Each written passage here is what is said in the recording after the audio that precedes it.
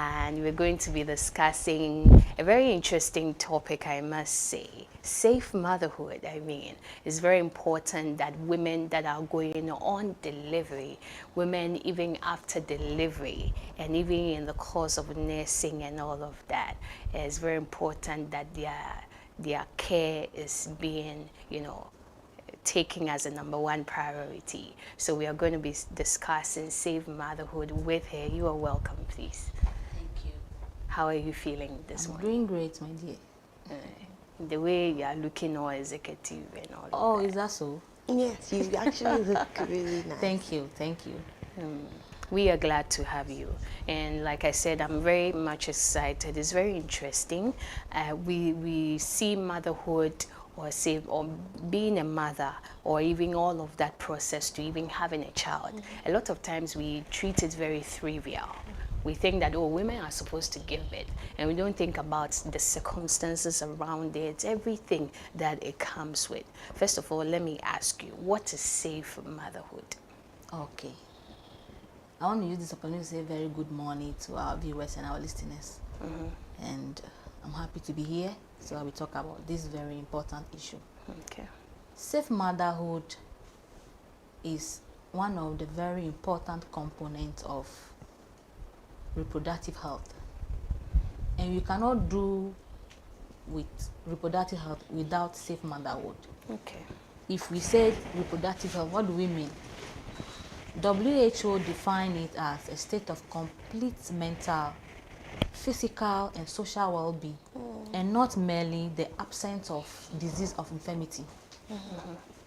Concerning all matters regarding reproductive system, Okay. its process and function. So, safe motherhood is one of the important aspects of reproductive health. And when you say reproductive health, it's all about women and the need to make sure that they are well taken care of before pregnancy, during pregnancy, and even after pregnancy. So what is safe motherhood? We are saying that safe motherhood is creating a very good circumstances when an individual have to choose whether she wants to have a child or not. Okay. So it's an option. It's not a by force that every woman should have a child. Oh, wow. It is creating the environment or circumstances where every woman will choose whether she wants to have a child or not. And if she does want to have a child, you create all the necessary help, all obstetric emergency care, and let her go through care by trained professionals throughout her pregnancy. And her baby also should be well taken care of, Okay. so that we will prevent disease and disabilities and death. So we are talking about the fact that a woman is given the chance to choose whether she wants to have a baby. And if she wants, or if she do want to have a baby, we create all favorable environment for her. She should go through a professional care through trained professionals. She should go through all obstetric emergency care by herself and the baby, so that she will prevent death and disabilities, Okay. and or prevent them from having death or disabilities. Okay. So that's safe motherhood. Talk about a woman who would choose to have or not have a child.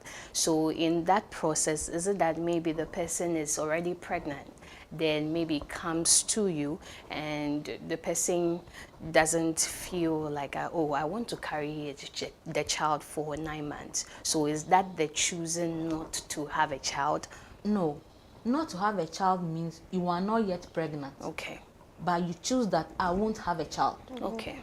Okay. But if you choose that you have a child, we will support you before pregnancy, Okay. during pregnancy, through to birth, Okay. and after birth. Okay. That's what it So means. even someone who is pregnant but does not want to carry the child throughout the 9 months is also considered under the safe motherhood. Is that it? The issue is, if you are pregnant, Okay. there is a condition where pregnancy can be terminated lawfully. Okay. if it is through rape or incest. If the law does not permit it, doing abortion which is not as a result of rape or incest is illegal. Yes. Okay. Okay. But when a situation where the health professional or your doctor determine that this pregnancy can expose you to danger or you can lose your life, they can base on that and terminate that pregnancy for you. Yes. Okay. Earlier on in the conversation, you were talking about a woman choosing and, you know, having the right to choose and not choose to be a mother. In this society that we find ourselves in such a way that being a mother, people are so concentrated on being a mother, and so you tend to get pressure from people, from your grandmother, from your mom, your dad, and you know, society. And when you're not a mother by a certain age, they start to look down on you. And so, with this being said, what is the goal of safe motherhood? Yes, to answer the goals of safe motherhood, I want to say that if any woman decide not to have a child, in this our environment, our traditions demand that if you attain a certain age, you should give birth or you should have a child. It is a responsibility of an individual to decide to have child or not. No cultural practices or family pressure, peer pressure should influence anybody to have a child. It is a personal decision you should have. So the goal of safe motherhood is that we want to improve women's health generally, and specifically or especially to prevent mother or maternal and infant mortality and morbidity. What do I mean by mortality? Death of a baby or the mother. Then what about morbidity? Sicknesses, Okay. prolonged sicknesses that can predispose mother and child to death. So we look at women, take care of women and their baby in general aspect, but focusing on prevention of death and diseases, which is the mortality and morbidity. Okay, so That's the these are goal. some of so it can even be seen as the objectives for the safe motherhood, can it? Some of these So things the that you goal, mentioned. the goal is what we want to achieve, but the objectives Where you aim. are things that you do Okay. to achieve the goal. Okay. So what are some of the objectives? So for, some of the objectives of safe motherhood is family planning, Okay. and also putting a woman in a good state during birth. So if a woman wants to give birth, giving the woman all the necessary support to grow through birth. Also ensure that women carry pregnancy to full term Okay. so that they can minimize complications and stress for her and the baby. Because if a woman is pregnant, the ideal stage or age of gestation should be 9 months, which is 37 weeks. But if you give birth to that child before that stage, it's called preterm. And it comes with a lot of responsibilities, financially, emotionally, physically. So we are saying that in order to achieve that mother does not go through any sicknesses or any death, we ensure that we help our mothers or our pregnant women carry their baby to term or 9 months before they put to bed. Okay. I'm very particular about what you've mentioned, that they carrying the pregnancy through to birth. We have a lot of circumstances even here in our country that, aside the fact that someone can have a natural way of losing the pregnancy, that's more like a miscarriage or something. There are certain human factors, okay, here that will likely prevent someone from carrying a pregnancy full term, such as our road mappings are very bad. Okay, we have a lot of potholes going on, like on the roads, and sometimes if you're in a car, the way the car will be shaking left to right and all of that, all of these things can cause complications, you know, for someone carrying a pregnancy. So I'm asking, what are some of the things that we are putting in place to ensure that safe motherhood is achieved? Is it more like an antenatal care? Is that what, another word, like that's what I will put it. Here I hardly hear safe motherhood. All of these things are embedded in other sections of, our health. And so when you even go to the hospital, I'm not sure some of the things that you've mentioned, they really take their time to properly take pregnant women through that. What are some of the things that we are going to ensure or going to put in place that mothers are able to carry, or pregnant women are able to carry babies full term? Yeah. So that's take us to the components of safe motherhood. Okay. If you look at the component, it cuts across all angles. The first one, which you mentioned rightly, is prenatal care, which is the antenatal care. Okay. Every mother who is pregnant, our environment here in Ghana, how do we diagnose pregnancy? You do your quick test at home, or probably you are not feeling well. You tell your doctor, oh, doc, I have some symptoms like malaria. That's what they normally say. Doc, I feel like I have malaria. In that process, doctor was okay. Since you are sexually active, you are within the reproductive age, let's see if pregnancy is present. So some of them do the pregnancy test at home. Probably maybe they are expecting to get pregnant or they want to get pregnant. So when they start seeing some symptoms, they do the test at home. Some may not do it and have to come to the hospital and it's confirmed. Then antenatal care begins.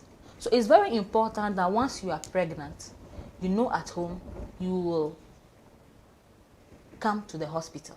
Okay. So that scan will be done, labs will be done, and that begin your antenatal care journey. Okay. With that antenatal care journey, you are assessed to see if you have any risk factor that can predispose you to abortion. As you said, the road and all that. Whether you have any risk factor, example like incompetent service. Okay. If you have incompetent service, the factor that can cause you to lose your baby is, as you said, bad road, sexual intercourse, pressure. Maybe you fall down and there's pressure mounted on your abdomen. Those things can easily cause you to abort your baby because you have incompetent service. So that is one of the factors that can predispose someone to have preterm delivery. But when you come to the hospital as early as possible, those factors are determined. Then you are being educated on it so you can take precautions. Okay. So antenatal care is vital, it's paramount once you know you are pregnant. Labs are done, scans are done, educations are given, medications are given for you to support the pregnancy to keep it till term. Okay. I mean, you've been talking about antenatal care and all of that from the beginning of it. Is it that when immediately someone finds out she's pregnant, she can go to the hospital for free and antenatal care? Because I mean, the way you're talking about it, there are some people that they can't afford their antenatal care from the very beginning as you're talking about it. So I want to ask, are there measures put in place that it will reach those that are even not able to cater for that? Luckily and happily, I can say that antenatal care is being put on the National Health Insurance Scheme. That is to the public health institutions. That with the private, you have to pay consultations and for your labs. But with all government institutions, clinic, hospital, cheap zone, polyclinics and all that, it is free. It is free for everybody, including adolescents. Okay. So that is not excuse. The only thing you can think of is transport. And if you are lucky that there's a hospital closer to your house, just a walking distance, you can quickly move to the hospital and check yourself. It is free, absolutely free. Okay. And I mean, you spoke about, the adolescents. And sometimes being an adolescent, you're very, very shy to enter into a hospital.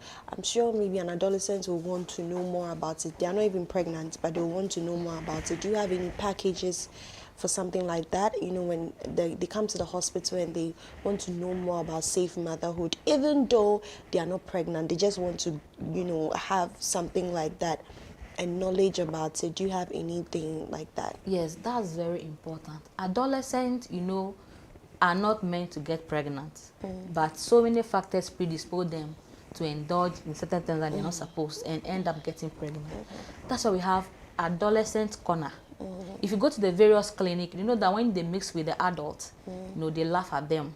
So they shy away from coming to the hospital. So we have adolescent corner, where there's a specific cubicle meant to accommodate adolescents and take care of them during pregnancy.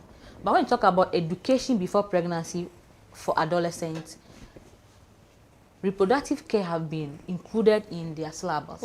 So from school, they teach them what reproductive care is, what you should know, what you should eat, what you are expecting during your menstrual period, what you should do when you are around boys, how you should carry yourself. They know all that. But if it's happened that adolescents get pregnant, there is a specific corner meant to take care of them. What are the target, or who are the target groups for safe, considered for safe motherhood? Is it immediately you get pregnant, or maybe in the course of your pregnancy, maybe about 8 months, then okay, then you take it seriously? What's it like? Safe motherhood is a complete concept that involves everybody. Okay. So safe motherhood is not only meant for pregnant women. Remember, during safe motherhood, we take care of you even before pregnancy, during pregnancy, and after pregnancy. So it means that all married or unmarried women, all adolescents pregnant and adult pregnant, men, community, family, everybody's involved in safe motherhood care. Because women are not in isolation. We have our partners or our husbands. And adolescents also have their parents and community who support them, who give them health education.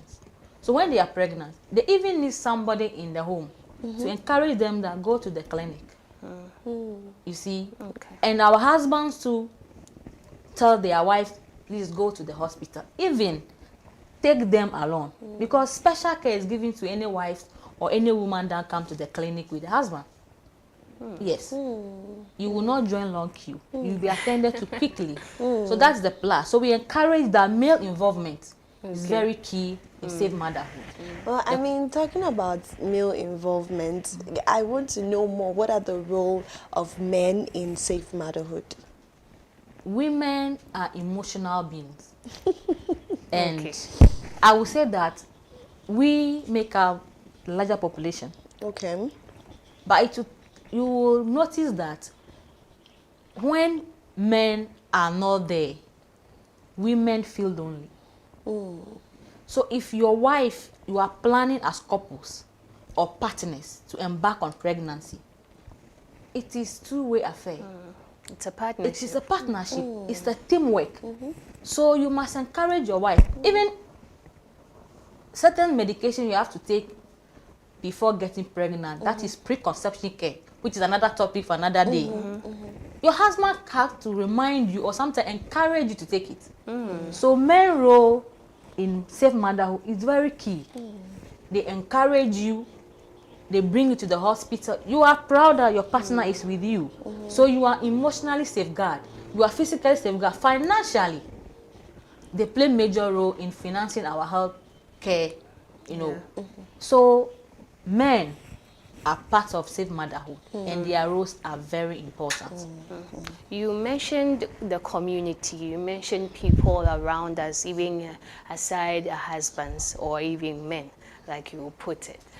What are some of the roles that the general public or the community or the society has to play in safe motherhood, and also state bearers as well? We know that when it comes to our healthcare facilities, it's all under, especially the public, the government ones.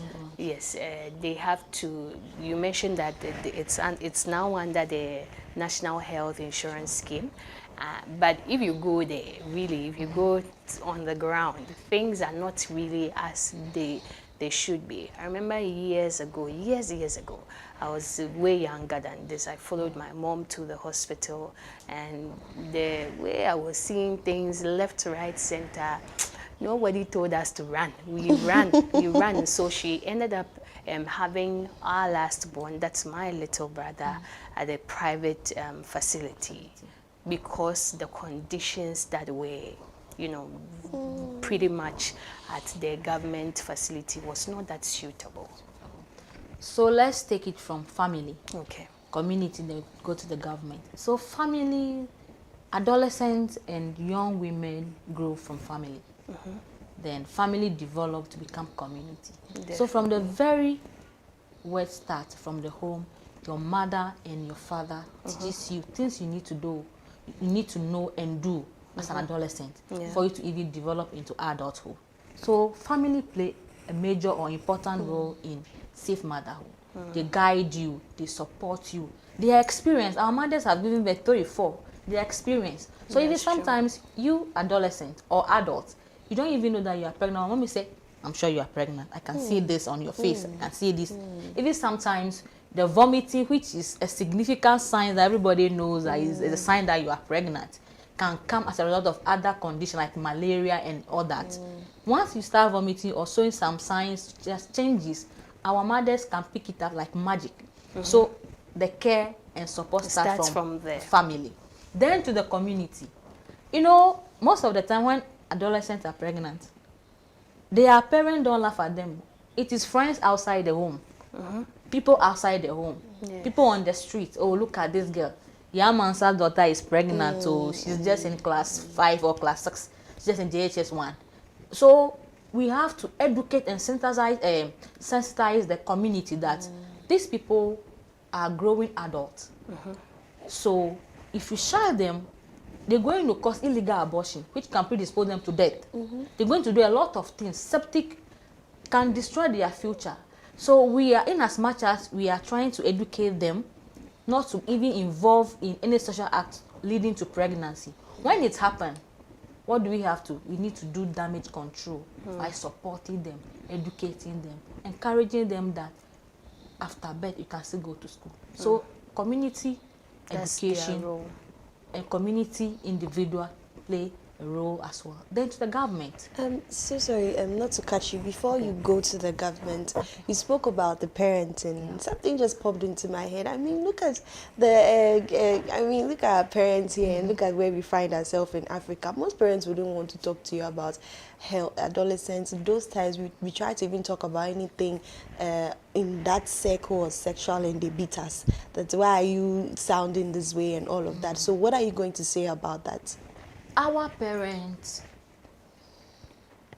have been educated, or we are still educating them, that they are the right people to give their children information. You should read.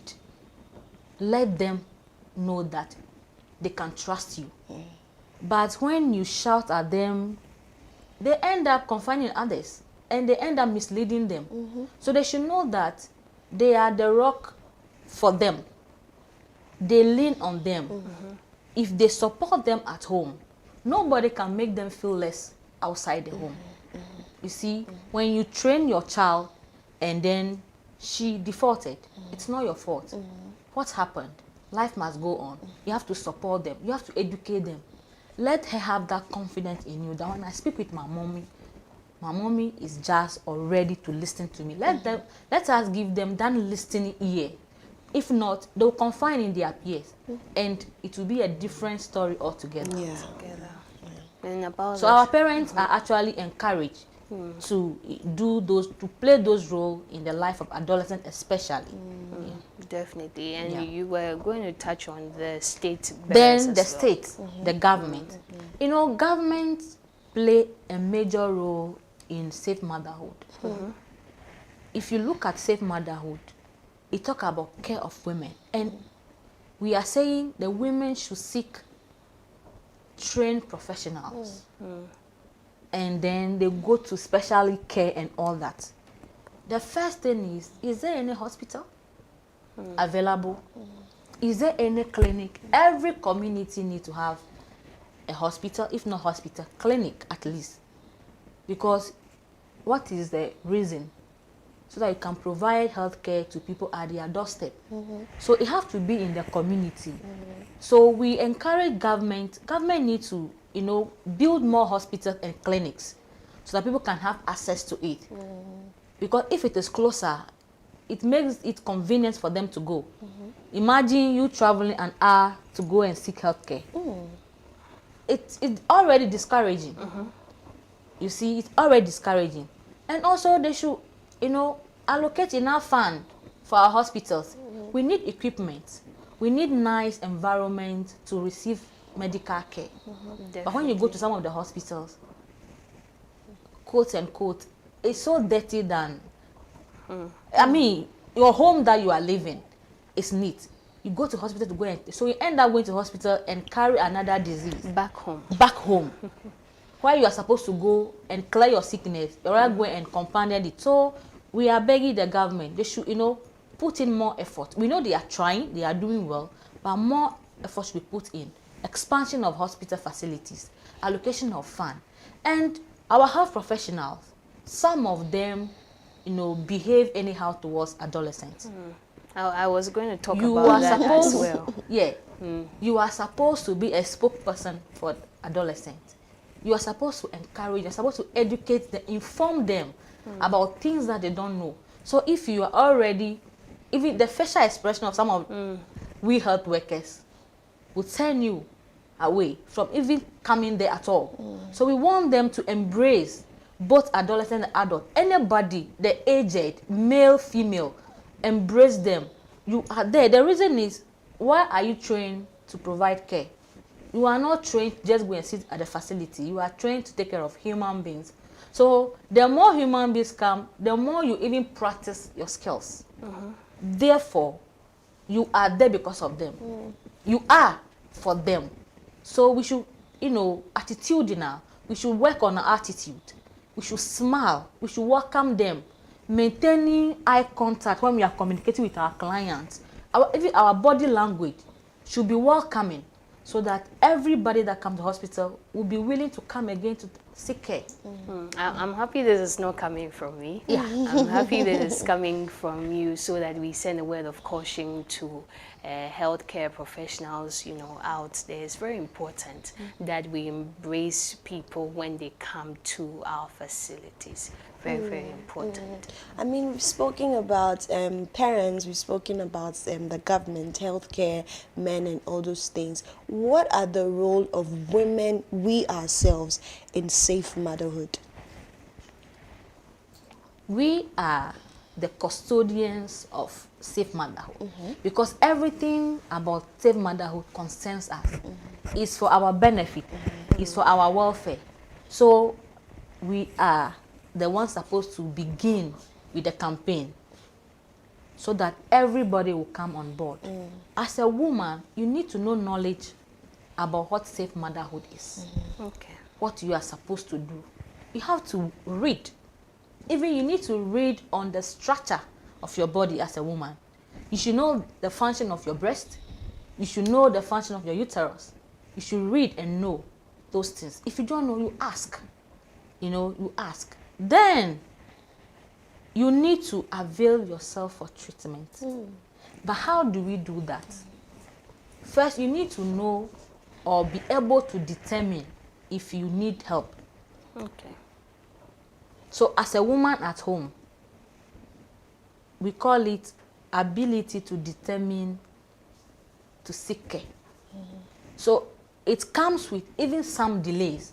So women have to be empowered with knowledge to know that, no, what is happening to me, I need to seek care. You see, I need to seek care. Now, sometimes with decision. So you need to know the things that is wrong with you that have to make you quickly take decision to make or to seek care. So you should be able to identify some problems with yourself. If you are sick, you should be able to know that, oh, no, this that is happening to me need emergency care, need quick care. Let's say a woman is pregnant and she starts bleeding. You should know that bleeding in pregnancy is abnormal. Therefore, it is a risk factor. It is obstetric emergency, and I need to seek care. Now, decision to make or to seek care is also another factor. So it comes to play with delay. Delay in decision making and delay to seek care. All these ones have to come with empowerment. If you don't have money and your partner is not around, how do you even go to the hospital? So it comes with you knowing yourself, knowing things you need to report to the hospital, and ability and the power to seek care on time. Then, as a woman, if you look at some of the components of safe motherhood, it talks about family planning, it talks about nutrition, it talks about labor and delivery. As a woman, if you are not pregnant, you need to take your nutrition seriously. Because scientifically, whatever you eat before getting pregnant is important that what you eat once you realize you are pregnant. Because by the time you get to hospital and know that you are pregnant, sometimes you are 4 weeks, which is 1 month, or 6 weeks away. What happened to that blood that was multiplying, the cells that were dividing? What is your nutritional status before that pregnancy happened? It's very important. I mean, I have seen something like that happen. I know of someone, she didn't know she was pregnant, and during those weeks she was going for a lot of parties and taking a lot of alcohol, and it was sad. It was really, really sad. In fact, in a situation like that, how can the woman, when the woman finds out she's pregnant and she changes her diet, does it change the fact that she had already taken alcohol? Absolutely no. And yes. Why did I say no and yes? If you are not pregnant, your system is running. You get pregnant. Whatever is in your system, the baby fall on it to develop. So by the time you even realize that you are pregnant, baby has picked so many things. So if you are alcoholic and you get pregnant, maybe you'll be lucky that the pregnancy is there, but once you realize, but most of the time, it's already caused some effect on the baby. So we advise that even pregnancy is supposed to be planned. Because if you know that you are going to get pregnant, then it should be away from alcohol. But most of the pregnancies, how many people plan pregnancy? Exactly. Most of the pregnancies are accidental pregnancies, which we accept because we want a baby. But ideally, preconception care advises that you should know that I want to embark on pregnancy. Therefore, I need to be away from this. I need to eat this. I need to take certain medications to boost my immune system, to make me fertile even, to embark on pregnancy. So, if you are pregnant, baby has already developed. So, if baby picks some abnormalities, growing up, that cannot be corrected. The baby develops even when it's blood. Yes. So by the time you start, you are 4 weeks, 6 weeks pregnant, things already, cell division takes place. So alcohol can make part of the cell division defaulted. Wow. So if that part of the cell division is for the eye, so meaning baby will come out with problem with the eye. If it is the brain part, that alcohol effect happen on it, meaning baby is going to have mental problem. I mean, not mad, but maybe you have cognitive problem. Baby will not be able to learn well. Baby will not, the IQ level will be low. If it is the leg or some part of the body, meaning baby is going to come with structural abnormalities. You see, and we say that it's very important that we are trying to get pregnant. You take in folic acid, because folic acid play a major role in pregnancy. It helps in development of your spine. So if there is shortage of folic acid, baby will come with spinal abnormalities. You see, baby will come, because baby does not care whether you have enough or not. Whatever you have, baby will extract it to support him or herself to develop. That's why sometimes you see some pregnant women after birth, they lose their teeth. They don't have enough calcium. But baby does not care whether you have enough calcium or not. She must extract the amount that she needs to develop. You see, so it's very important that we plan pregnancy. Yes. But if we are not able to plan pregnancy too, if you know that you're sexually active, unprotected, say you're having unprotected, and you know that, oh, you get pregnant, or you are married, you know that I can get pregnant, then you need to live a good life by taking in what you need and avoid all substances, smoking, exposure to radiations, drinking of alcohol and all that, partying and all that. Even stress can even prevent you from getting pregnant. So you reduce your stress level. Yes. Wow. It seems we've really learned a lot, and I'm hoping that every single pregnant woman at home, if you are thinking about getting pregnant, even if you are in it, we have to really take good care of ourselves and the baby as well. It's very, very important. So at the end of the day, you don't end up harming the baby. Aside having planning for the baby, what are some of the things that people can do at home? Maybe someone does not have access to a healthcare facility. People are in very remote areas that do not have access to all of these things. What can they do? People at home. People at home, I think they have to work on their lifestyle. Okay. You must work on your lifestyle. Obesity is not healthy enough for you to embark even on pregnancy. So we work on our diets so that we can reduce fat depositions and maintain healthy weight. Okay. They should take in vegetables, fruits. Carbohydrate is very important, not too much, but not too much carbohydrate. Women should avoid alcohol and smoking. Avoid. You know, some people are addicted. Some people are addicted to smoking. With that one, we cannot say you should avoid absolutely. But what? Reduce intake gradually, and at the end, you will end up doing away with it totally. Okay. And they should seek advice from people that they can confide, they trust, they have confidence in, and they'll get education or they'll get that support. And our women also, they should encourage the adolescents around to learn, and in advising them, they should take position. They should have a democratic conversation with the adolescents. Don't force them, go this way, I want you to do this. No, let them know the danger of their actions. Then they can learn from it. That's what I would say. People confuse when, let me just speak in plain words. So if women are pregnant, a lot of times these are some of the things that we hear, that they have to desist from hard work and all of that. Things are very vigorous, you know, causing a lot of movement here and there and a lot of stress on them. They should prevent it.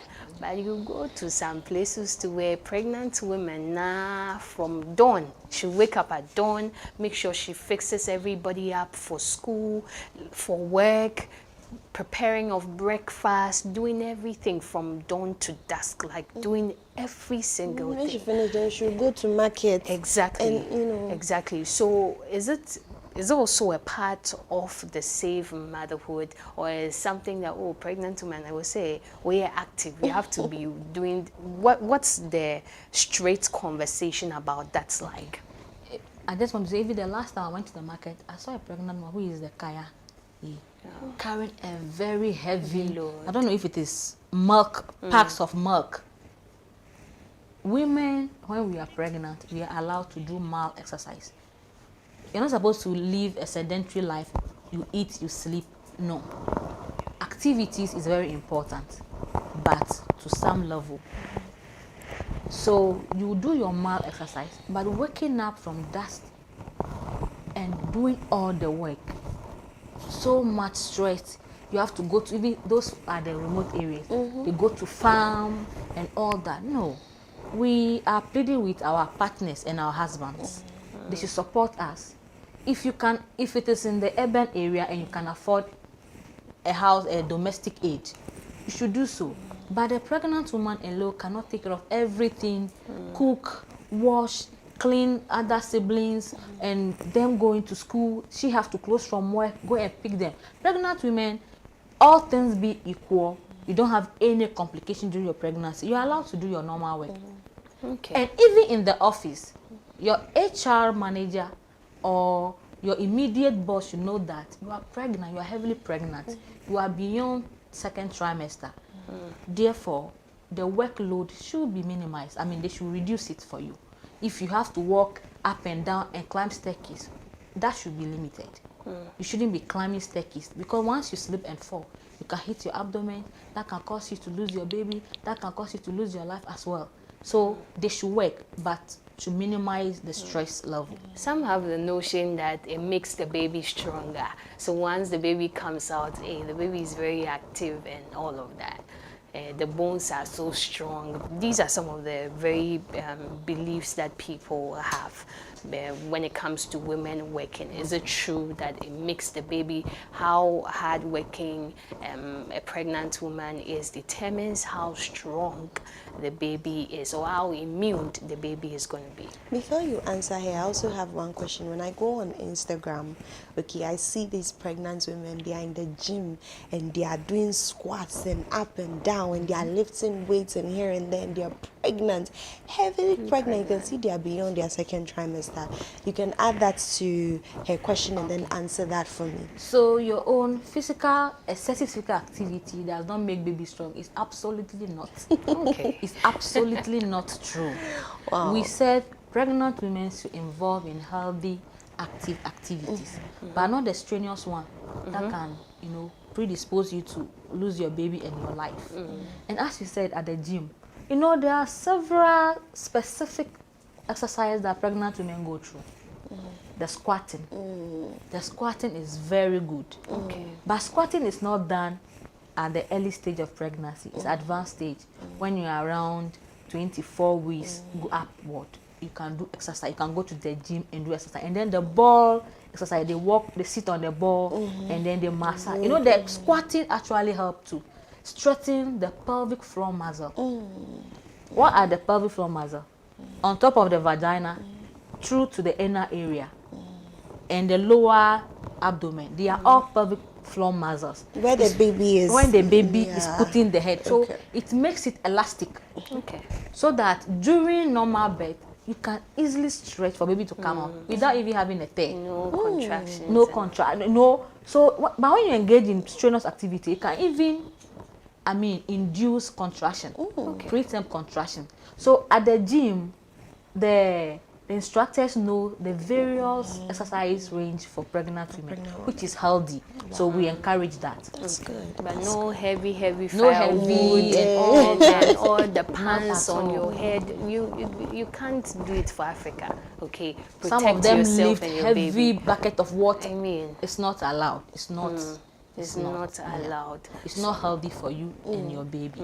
We're still in the month of October, and we are celebrating breast cancer awareness. The last time we were here, Yes. we spoke about a lot of things. We got in-depth knowledge on our breast health, what we can do as women, even men. You mentioned them, so we treated that as well. But people still want to know. What's the survival rate like? How is it like? What's the chance of someone surviving breast cancer? Thank you. It's very true. Other people are asking these questions a lot, and it's good you brought it up so that we can talk about it. Survival rate of breast cancer, I would say, is encouraging. As we said, early treatment is key. Early detection and treatment is key. Okay. The survival rate in Ghana, if you look on the National Cancer Institute page, tell you that 90.3% of women survive 5 years after diagnosis of breast cancer. Okay. 5 years. So, irrespective of the stages that you are diagnosed, you are likely 90.3% of them are able to survive after 5 years. That's a lot. Like the survival rate, meaning is very high. Then 99% of women survive when they are diagnosed at early stage, which is localized or regional breast cancer. So during the stages of breast cancer, we talk about stage 0, 1 up to 4. Okay. When you are detected at stage 0, that is brilliant.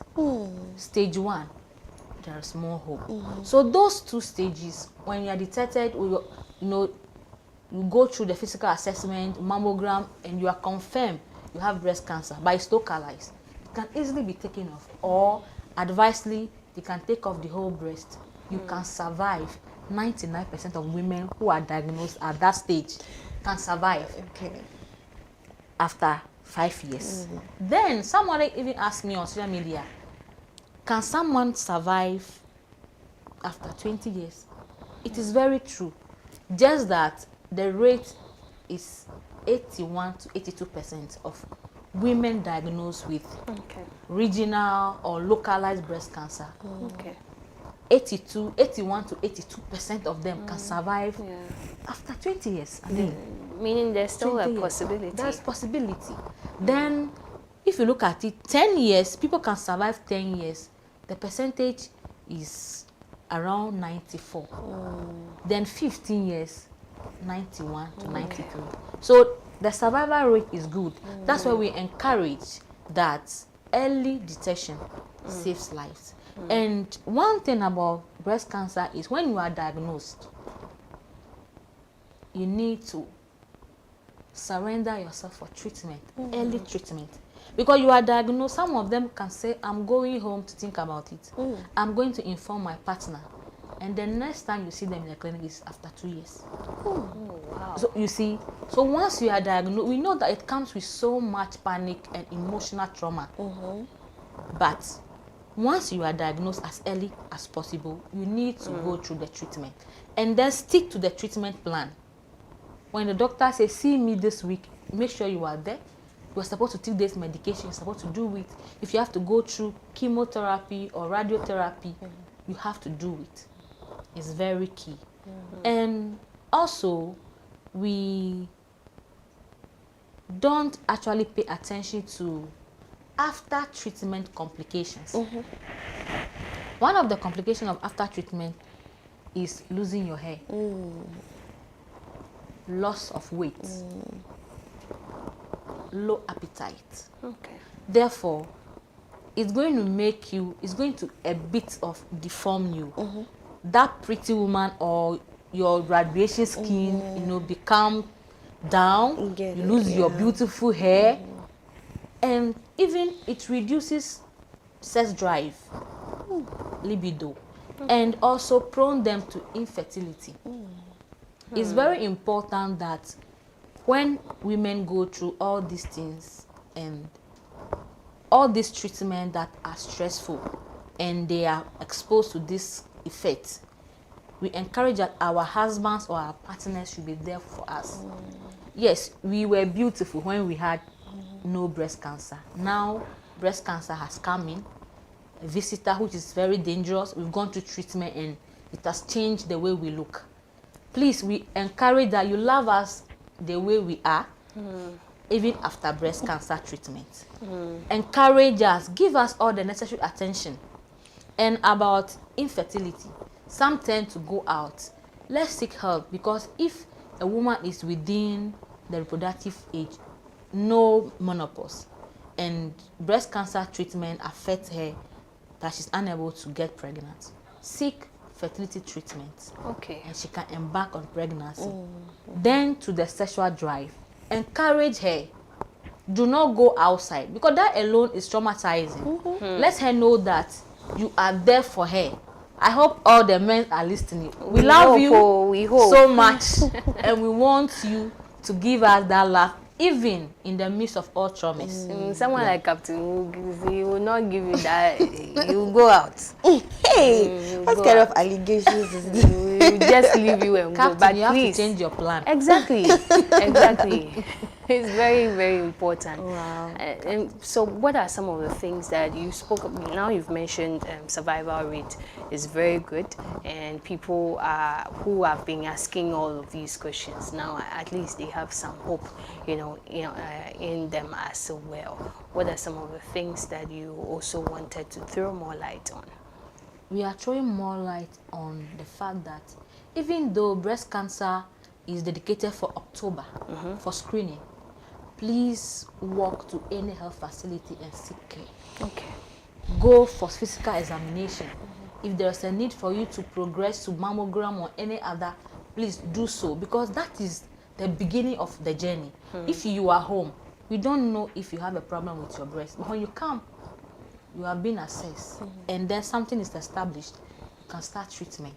It's very, very important. And we are talking about the community. Please, breast cancer is not infectious disease. The stigma, we are still emphasizing that they should reduce, they should even avoid the stigma. They should encourage the people, they should love them. And someone was saying the last time that, say, your auntie is a devil auntie, that is why she's having breast cancer. You know, as young as 3 years old girl, is telling the auntie that you are a bad luck or something. Someone having breast cancer does not mean that the person carry evil spirits. So we should encourage even the young ones to know that breast cancer is something that no one called for. No activity of yours. We just have predisposing factors. But when we deal with those ones, we are good to go. And if someone is diagnosed of breast cancer, it is a national concern. The home should support, family, the community, they should embark on support system for the person, because it's very traumatizing. And back to what we were discussing earlier, safe motherhood. Well, we have a few questions for you on our platform, and someone is saying that the wife is 6 weeks pregnant but has started to experience some blood flow, you know, just at the 6 weeks of pregnancy, and he wants to know what seems to be the problem, because he's seeing some discharges, blood discharge, and so what is going on? So bleeding is one of the danger signs in pregnancy. Okay. When you are pregnant, early stage, you may bleed because we call something nidation bleeding. It is like a uterus. That's a spotting. That is a spotting when you are pregnant. But you cannot determine if that is normal, so you need to seek care. So if your wife is 6 weeks pregnant and having some bloody discharges, that is what we call threatened abortion. Your wife may lose the pregnancy, so she should seek medical care immediately. That is a danger sign, which is not supposed to be there. But most 99% of threatened miscarriages are controlled, and mothers carry those babies to term. So he shouldn't be panicked. He should seek medical care. He goes on to say that he went to the hospital and the doctor says it's normal, but for him, he's very paranoid about it. He doesn't feel it's normal. No threatened abortion or no bleeding in pregnancy is normal. As I said, if it is that early, even still, the woman needs to maintain bed rest. She needs to be far away from even getting her from bed to go to and use the washroom. Yes. So I do not know why the doctor said it's normal, but I think you should call the doctor, him or her, and ask again that the bleeding is persisting. So therefore, you still want to come to the hospital to seek care. But better still, if you feel they are not providing you the need you need, you can change clinic. Your facility. You can change your facility. It's very important. But that bleeding is not normal. You should seek care. Definitely, you should seek care. Today I think we've done two things. We've intertwined two things. Still in the month of October, like we said, and we've discussed the breast cancer awareness, the survival rate, and what the community needs to do. You should embrace all of these people. The stigma, no, and yet. Okay, what if the person belonged to your family? What would you have done about it then? Would you laugh at them? Would you point hands at them? It's not so cool a thing to do. So let's put a stop to it, because it can happen to us. The fact that it has not happened to you doesn't mean that you are wearing some protective, arm or something. It can happen to you as well. Just that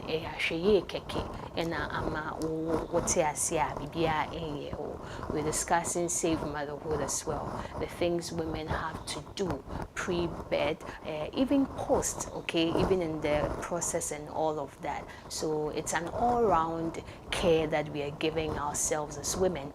even men have to be present when women are in that position as well. Don't say that, oh, no, you're bad, no, let her carry the pregnancy herself. No, you put her in that position. And so you have to make sure that you give them the care that they deserve, definitely. I mean, yes, today I've learned a lot. I learned about, you know, the things that the community, the family, the parents, and even we women as well, we have to do to make sure that there is safe motherhood. And you know, also learning about the fact that, you know, there are accidents pregnant. In fact, I thought all pregnancies were pregnancy. I didn't know there was accidental pregnancy. That was, even if you're married, there still be accidental pregnancy. And I also learned that it is very, very, very, very important to plan your pregnancies so that you know that I want to get pregnant. And so I know the kind of diet that I would like to be on. I've learned so much today, and I just want to say thank you. And viewers, I hope you've learned so much. And so wherever you are, if you're pregnant, if you want to get pregnant, I'm sure that you've had an amazing time, and you've picked your notebooks and written everything that you had to write. Thank you so much for joining us this morning, and we hope that we'll be having you, you know, from time to time, so that we shed more light on some of the things that are plaguing us as well. Absolutely. I'm sure women at home have learned. If the English was challenging for you, we are discussing safe motherhood, a kwana besia safe your phone, and now impose for your phone, even in the course of after your phone, a kwana able to abon hoban as besia. They say if you realize that after your phone or there kwasupiti, I mean hospital, you have to go to the hospital, get yourself checked right from the beginning through to the end. If you have a husband, if you have someone with you, your family, or a worker or beno, okay, so that at the end of the day you have a safe birth, everything about you will be peaceful. That's it for our well-being segment. Just like I said, I hope that you at home have learned I've learned so much today. And so we're going on a quick break. We'll definitely be back with more on Sunup on Shobiz TV. Stay tuned. Gonna do my part and make this a positively beautiful day.